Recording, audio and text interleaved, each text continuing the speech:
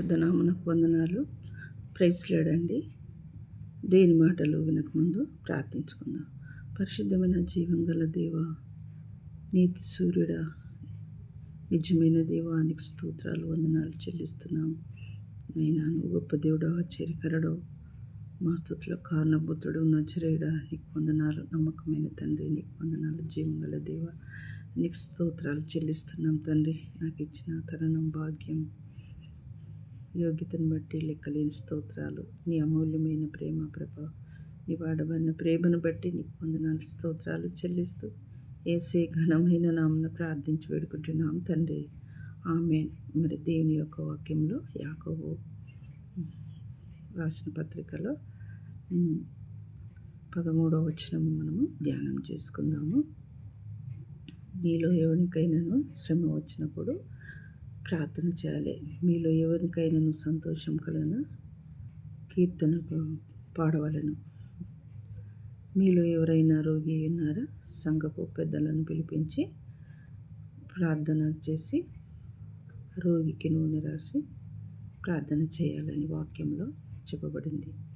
మరి మీలో ఎవరికైనాను శ్రమ సంభవిస్తే, మనలో ఎవరికైనాను శ్రమ ఉన్నప్పుడు ఏం చేయాలి? ప్రార్థన చేస్తాం మనం.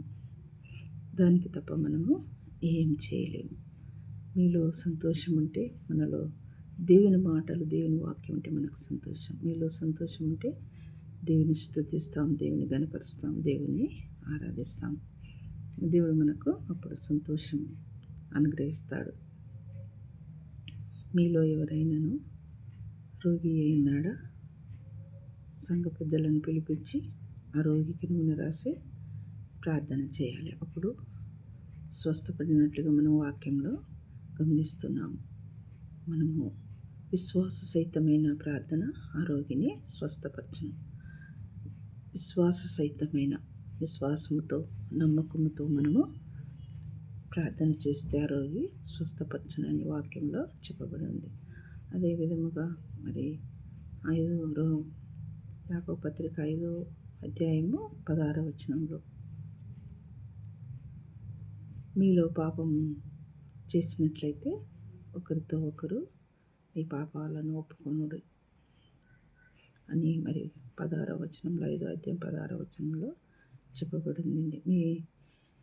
మీరు స్వస్థ పడినట్లుగా ఒకరితో ఒకరు ప్రార్థన చేయాలి. నీతిమంతుని విజ్ఞాపన మనఃపూర్వకమైనది, బహు బలము కలదయ్యున్నదని మరి వాక్యంలో చెప్పబడింది.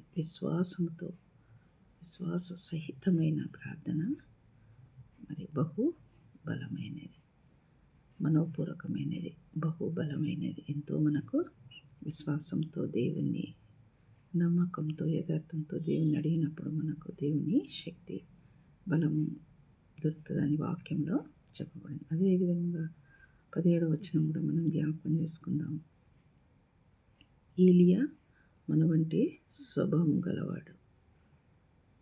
3.5 సంవత్సరాలు వర్షాలు ప్రార్థన చేసి వర్షింపకుండా ఉన్నట్టుగా వాక్యంలో మనం గమనిస్తున్నాం. వర్షింపలేదు. మరలా తిరిగి 18వ వచనం, మరలా తిరిగి ప్రార్థన చేసినప్పుడు ఆకాశం వర్షం ఇచ్చెను, భూమి తన ఫలం ఇచ్చునని వాక్యంలో చెప్పబడింది. మరి దేవుడు ఎంత గొప్ప దేవుడు అండి. మరి వర్షము ఆఫ్ చేయమన్నప్పుడు ఆఫ్ చేసిండు. మరలా తిరిగి వర్షాన్ని మరి కావాలని ప్రార్థించినప్పుడు ఏలియా మరి ప్రార్థన చేయగానే మరి ఆకాశం వర్షం ఇచ్చిన, భూమి తన ఫలం ఇచ్చినని వాక్యంలో చెప్పబడింది. మరి మనం ప్రార్థన చేసినప్పుడు దేవుడు మన ప్రార్థన వినే దేవుడని వాక్యంలో చెప్పబడింది. దేవునికి వందనాలు. కొద్ది మాటలు చెప్పుచు ముగిస్తున్నాను.